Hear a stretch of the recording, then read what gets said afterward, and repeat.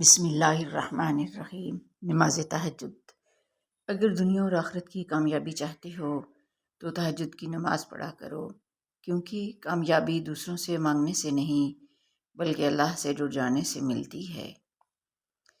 اور تہجد کی نماز ایک ذریعہ ہے اللہ سے بات منوانے کا، کامیاب ہونے کا، وہ بھی صرف دنیا میں نہیں بلکہ آخرت کی کامیابی کا بھی راز ہے۔ تم اس کے لیے اپنی نیند قربان کرو اور وہ تمہاری جھولی نہ بھر دے، ایسا تو ممکن ہی نہیں۔ تہجد پڑھا کریں۔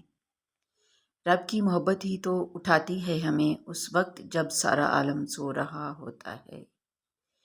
اللہ جسے چاہے اپنی محبت کے لیے چن لیتا ہے، پھر سے اسے تہجد کی دعوت دیتا ہے، اور پتہ ہے اللہ کے سامنے تہجد میں بہنے والے آنسو اللہ کو بہت پسند ہیں۔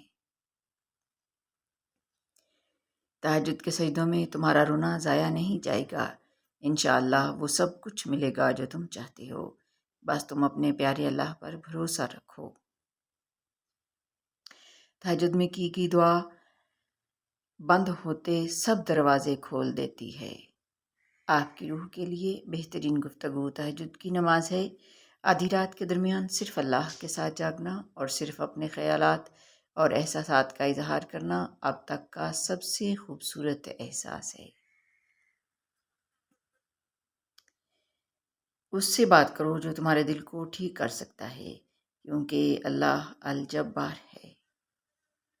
تہجد کے وقت انسان اللہ کے بہت قریب ہوتا ہے، اتنا کہ اپنی ہر خواہش پوری کروا سکتا ہے۔ ٹوٹے دل تہجد میں جڑ جاتے ہیں، بکھرے وجود یہاں آ کر سنبھل جاتے ہیں۔ تم تہجد خود نہیں پڑھتے، تمہیں وہاں عرش سے بلاوا آتا ہے جو ہر ایک کو نصیب نہیں ہوتا۔ یہاں تو ٹوٹے لوگ سکون پاتے ہیں، جو خیال بھی آ جائے وہ بھی قبول ہوتا ہے۔ تہجد ادا کرنے والا تو اپنی دعاؤں کو قبول ہوتے دیکھتا ہے۔ تہجد کی نماز معجزے کا ذریعہ ہے۔ جب سارے راستے بند آتے ہیں تو وہ ایک راستہ کھولے رکھتا ہے، اور وہ تہجد کا راستہ ہے۔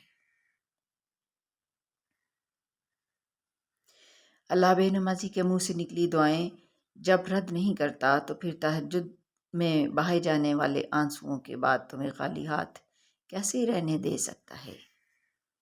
اللہ پر بھروسہ کرنے سے تو وہ بھی مل جاتا ہے جو آپ نے کبھی مانگا ہی نہیں۔